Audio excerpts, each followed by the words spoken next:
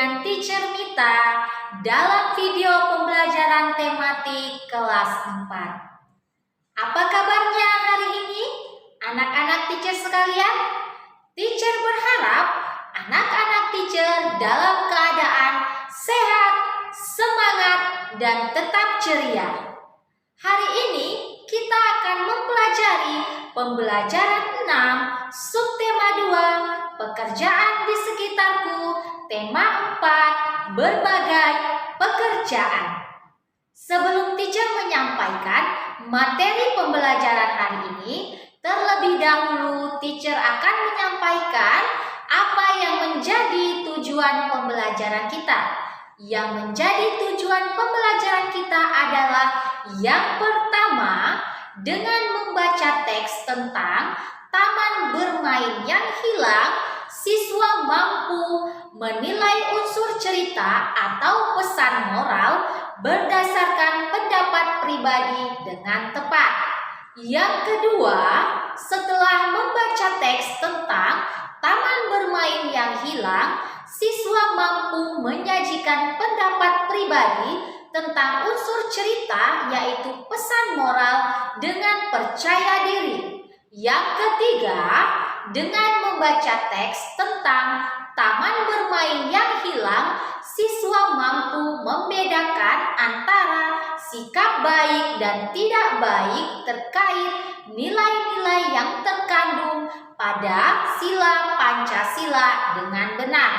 Dan yang keempat, setelah membaca teks tentang taman bermain yang hilang, siswa mampu menyajikan hasil analisis tentang sikap yang baik dan sikap yang tidak baik terkait dengan nilai-nilai yang terkandung pada Pancasila secara terperinci.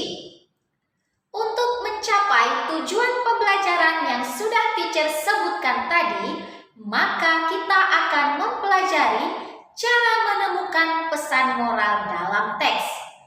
Untuk menemukan pesan moral dalam sebuah cerita, kamu harus membacanya berulang-ulang. Dengan membaca berulang-ulang, kamu menjadi tahu jalan cerita, karakter tokoh-tokoh yang terdapat dalam cerita. Pesan moral dalam sebuah cerita biasanya mempunyai ciri-ciri sebagai berikut. 1. Pesan moral selalu baik, di mana penulis selalu menawarkan hal yang baik untuk dicontoh oleh pembaca. Yang kedua, dapat dilihat di akhir cerita. Pesan moral dapat ditemukan dari kata-kata yang digunakan di akhir cerita. Dan yang ketiga, dapat dilihat dari sifat tokoh utama. Bagian ini biasanya menunjukkan perbuatan-perbuatan yang patut untuk diteladani atau perlu untuk diperhatikan. Untuk menemukan sebuah pesan moral tersebut, perhatikanlah dan simaklah teks bacaan yang akan teacher bacakan berikut ini yang berjudul Taman Bermain yang Hilang. Taman bermain yang hilang. Malam hari merupakan malam yang ditunggu oleh Kupi, kepiting kecil. Ia menikmati saat-saat bermain perlahan di gundukan pasir bersama ayahnya. Mereka menanti datangnya air pasang yang akan membawa mereka ke dunia yang berbeda. Ya, Kupi selalu menanti saat-saat mereka terhempas oleh air pasang, lalu tiba di hutan bakau. Nanti di sana, ia pasti akan bertemu dengan teman-teman kecilnya yang lain. Upi si udang kecil, Kuro si kura-kura, dan teman-teman yang lebih besar seperti bangau cilik dan Momo si monyet. Di antara akar bakau, mereka bisa bermain kejar-kejaran, petak umpet, atau tidur di sela akar yang melintang. Seru sekali saat-saat itu. Ada kalanya mereka berpisah terbawa oleh pasang surut kembali ke laut bebas. Namun, suatu hari mereka bertemu lagi dan bermain bersama lagi. Suasana di hutan bakau tentu berbeda dengan suasana di laut lepas. Airnya pun berbeda. tidak asin seperti air laut, tetapi juga tidak tawar. Kupi tidak tahu apa namanya. Berbeda, tetapi Kupi dan teman-teman tetap bisa bermain dengan nyaman. Malam itu, di pesisir pantai, Kupi bertanya pada ayahnya, "Ayah, mengapa kita tidak lagi pernah bisa bertemu dengan bangau putih teman ayah? Aku juga sudah rindu bertemu dengan sahabat-sahabat kecilku. Aku sudah lama sekali tidak bertemu dengan Upi, Kuro, bangau cilik, dan Momo. Mengapa sekarang susah sekali kita bertemu dengan mereka ya?" Sambil berjalan pelan di gundukan pasir, ayah menjelaskan perlahan, "Kupi, sayang sekali, hutan bakau tempatmu bermain sudah rusak. Ayah dengar dari paman nelayan, manusia di pesisir pantai sana ingin membuat bangunan-bangunan yang tinggi menjulang. Mereka butuh lahan yang luas. Mereka menebang habis hutan bakau. Mereka membangun gedung tinggi menjulang ke langit di atas taman bermain itu."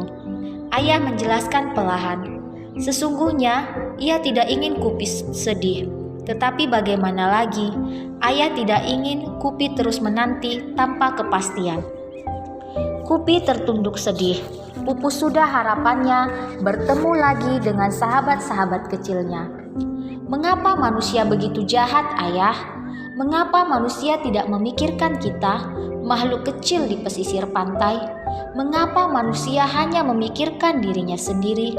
Kupi meratap pelan, namun penuh amarah. Ayah ingin menenangkan hati Kupi. Ia menambahkan, "Sebenarnya, ketika hutan bakau tempat bermainmu ditebang, manusia pun menerima akibat buruknya, Kupi. Air laut akan semakin mudah mencapai daratan. Tidak ada lagi pohon bakau yang menahan. Lama-kelamaan, air tanah di sekitar pantai akan menjadi asin. Manusia kan tidak bisa minum air asin, Kupi." Ayah berusaha menjelaskan panjang lebar. Ayah kemudian menambahkan, "Dengan rusaknya pantai akibat penebangan bakau, kegiatan manusia pun menjadi terganggu. Sekarang, wisatawan yang berkunjung ke pantai ini semakin berkurang. Para pedagang yang dulu berjualan di sekitar sini tidak ada lagi. Pemandu wisata yang biasanya menjelaskan tentang keindahan pantai dan hijaunya bakau pun sudah jarang terlihat. Nelayan yang biasa menjual hasil tangkapan mereka pun tinggal sedikit." Kupi tidak terhibur oleh penjelasan ayah. Pikirnya, biarkan saja manusia menerima akibat dari perbuatannya sendiri. Manusia memang sering tidak bijak. Kupi hanya ingin berdoa, semoga suatu saat nanti hutan bakau akan kembali. Semoga suatu saat nanti ada lagi taman tempat bermain. Semoga suatu saat nanti ia masih bisa bertemu dengan sahabat-sahabat kecilnya. Kupi hanya bisa berdoa, semoga kelak manusia bertindak lebih bijaksana. Semoga. Dari teks yang sudah teacher bacakan tadi, yang menjadi pesan moral dari cerita Taman Bermain yang Hilang adalah yang pertama, manusia harus menjaga kelestarian hutan bakau. Bukti dari teks dapat dilihat pada paragraf yang ke-6, di mana kalimatnya, ayah ingin menenangkan hati Kupi. Ia menambahkan, sebenarnya ketika hutan bakau tempatmu bermain ditebang, manusia pun menerima akibat buruknya. Air laut akan semakin mudah mencapai daratan. Tidak ada lagi pohon bakau yang menahan. Lama-kelamaan, air tanah di sekitar pantai akan menjadi air asin. Manusia kan tidak bisa minum air asin, Kupi. Ayah berusaha menjelaskan panjang lebar. Pesan moral yang kedua adalah kerusakan hutan bakau mempengaruhi kehidupan manusia. Bukti dari teks dapat dilihat pada paragraf yang ke-7. Kalimatnya, ayah kemudian menambahkan, dengan rusaknya pantai akibat penebangan bakau, kegiatan manusia pun terganggu. Sekarang, wisatawan yang berkunjung ke pantai ini semakin berkurang. Para pedagang yang dulu berjualan di sekitar sini tidak ada lagi. Pemandu wisata yang biasanya menjelaskan tentang keindahan pantai dan hijaunya hutan bakau pun sudah jarang terlihat. Nelayan yang biasa menjual hasil tangkapan mereka pun tinggal sedikit. Pesan moral yang ketiga, manusia harus bersikap bijaksana dalam mengambil keputusan yang berhubungan dengan alam. Bukti dari teks dapat dilihat pada paragraf yang ke-8. Kalimatnya adalah, Kupi tidak terhibur oleh penjelasan ayahnya. Pikirnya, biarkan saja manusia menerima akibat dari perbuatannya sendiri. Manusia memang sering tidak bijak. Itulah pesan moral yang ada pada bacaan Taman Bermain yang Hilang. Untuk lebih memahami tentang pesan moral yang menjadi tugas Ananda adalah perhatikan teks yang akan teacher bacakan berikut ini. Di hutan negro Aceh Darussalam yang luas dan subur, hiduplah burung-burung parkit. Burung parkit terkenal dengan suaranya yang riang dan merdu. Setiap hari mereka hidup damai bersahut-sahutan. Suatu ketika, burung-burung itu tertangkap perekat seorang pemburu. Dengan ketakutan, burung-burung itu berusaha melepaskan diri. Hanya Raja Parkit yang terlihat lebih tenang. Saudara-saudaraku, tenanglah, aku punya ide. Kalau nanti si pemburu datang, kita harus berpura-pura mati. Pada saat si pemburu menemukan kita mati, ia akan membuang kita. Tunggu sampai hitunganku ke 100, lalu kita terbang bersama-sama. Rakyatnya setuju dengan usul sang Raja Parkit. Esoknya, sang pemburu muncul. Saat melepaskan perekat dari tubuh burung-burung itu, ia kecewa karena tangkapannya mati semua. Tiba-tiba, bruk, si pemburu tersandung kayu, lalu jatuh. Burung-burung parkit yang sudah ada di tanah terkejut. Mereka bertebangan tanpa menunggu hitungan sang raja. Raja Parkit itu tertangkap. Tolong, jangan bunuh aku, pinta Raja Parkit kepada si pemburu. Sebagai imbalannya, aku akan menghiburmu dengan suaraku setiap hari. Sang pemburu setuju dan membawa Raja Parkit pulang. Salah satu kaki burung itu diikat di tiang yang cukup tinggi. Setiap hari, Raja Parkit bernyanyi dengan merdu. Semua orang yang mendengar juga memuji kemerduan suara burung parkit milik si pemburu. Kemerduan suara Raja Parkit terdengar sampai ke telinga Raja Aceh. Paduka Raja memerintahkan para pengawal menukar burung itu dengan harga benda yang melimpah untuk si pemburu. Setelah burung parkit tiba di istana, ia ditempatkan di sebuah sangkar emas nan indah. Burung parkit diberi makanan yang enak-enak setiap hari. Namun, sangkar emas dan makanan yang enak-enak dan berlimpah tidak membuat Raja Parkit bahagia. Ia sangat rindu hutan rimba tempat asalnya. Pada suatu hari, Raja Parkit berpura-pura mati. Melihat burung kesayangannya mati, Paduka Raja bersedih. Ia langsung memerintahkan petugas istana mengadakan upacara penguburan kebesaran.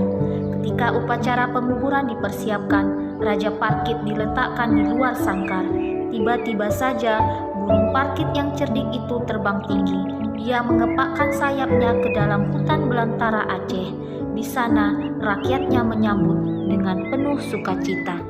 Dari cerita yang sudah teacher bacakan tadi, tugas anak-anak teacher adalah carilah pesan moral dari cerita tersebut. Demikianlah pembelajaran kita hari ini. Teacher berharap anak-anak teacher dapat mengerti dan memahami materi pembelajaran hari ini.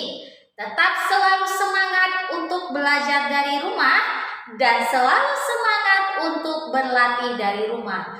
Nantikan video pembelajaran dari teacher, video-video selanjutnya. Goodbye kids, Namo Buddhaya.